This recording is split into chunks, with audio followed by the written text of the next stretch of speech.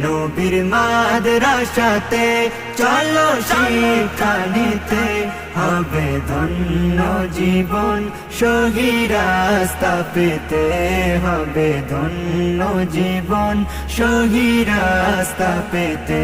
শিখে হাদিস ও কুরআন হবে সচ্চা মুসলমান তোমার আদব ব্যবহারে হবে জাতির কল্যাণ শিখে হাদিস ও কুরআন হবে সচ্চা মুসলমান তোমার আদব ব্যবহারে হবে জাতির কল্যাণ জ্বলবে দিনের আলো জ্বলবে দিনের আলো প্রতি ঘরে ঘরেতে